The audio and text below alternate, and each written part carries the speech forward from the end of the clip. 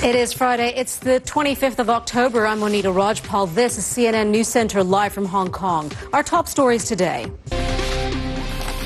We'll have those stories for you in just a moment, but first, massive rescues at sea have been underway. Authorities say Italian Navy and Coast Guard ships have rescued nearly 700 refugees from boats in distress in the waters around the island of Lampedusa. Italy had increased patrols following two shipwrecks earlier this month, which killed hundreds of migrants. We are continuing to keep our eye on that developing story, and we'll bring you more as we get it. Now, Germany and France are putting pressure on the U.S. to agree to new rules on intelligence gathering. German Chancellor Angela Merkel says trust between Washington and its European allies will have to be rebuilt.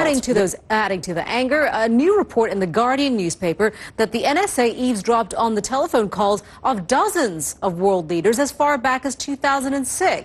Atika Schubert joins us now from our London bureau with more on these revelations and, of course, the fallout. Atika?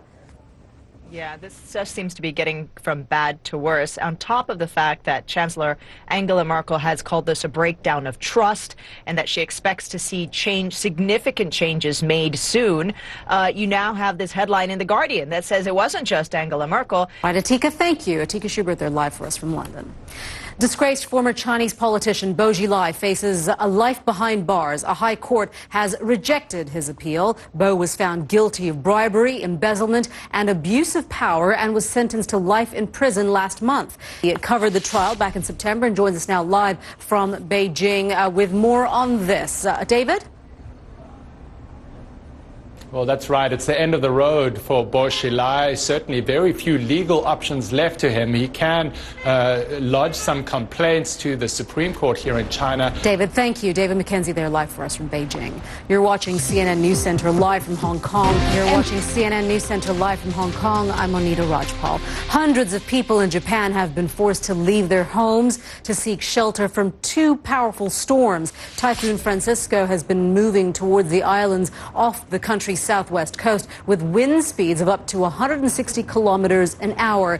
It's on course to meet another much stronger typhoon called Lakima in the northern Pacific. Well, let's get the latest now on Tropical Storm Francisco. Meteorologist Samantha Moore is at the World Weather Center with an update on that. Samantha?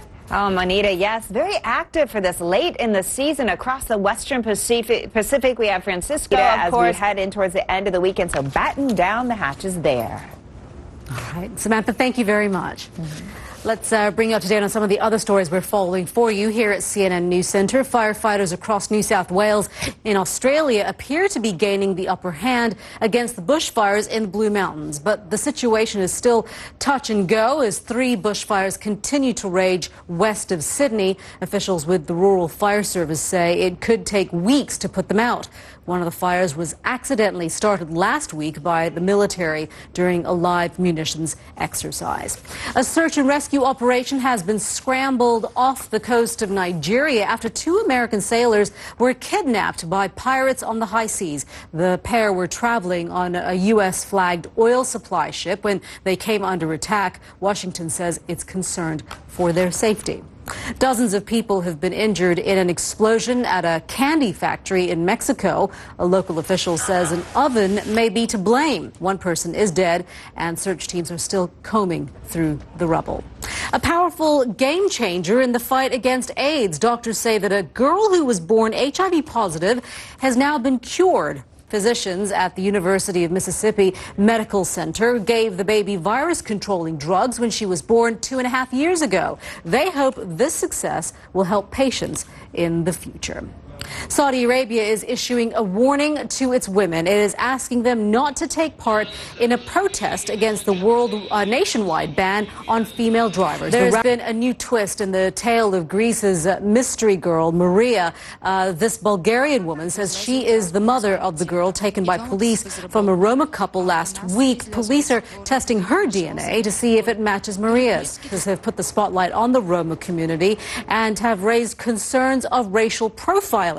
CNN's Carl Penhall visited a Roma community in Farsala where Maria was living until just a week ago. As hard as she tries, she cannot dance away her troubles. You're watching CNN News Center live from Hong Kong. The Italian water, which is said to cure everything from kidney stones to crow's feet.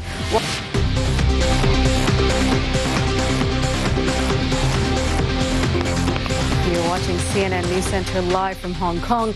The British royal family has released portraits of Prince George's christening, and all being well, there won't be another one quite like it for a century at least. CNN royal correspondent Max Foster explains. No cameras were allowed into Prince George's christening, but the celebrity photographer, Jason Bell.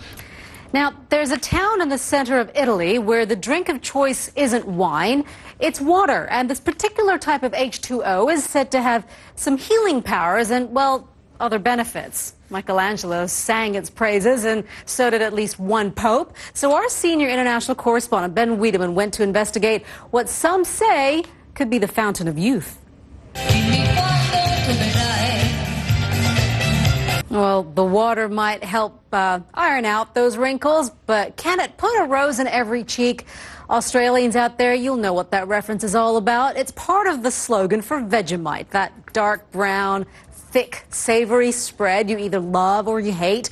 But it's managed to stand the test of time today. It turns 90 and remains one of Australia's most iconic brands. I'm a Marmite person myself, so anyway.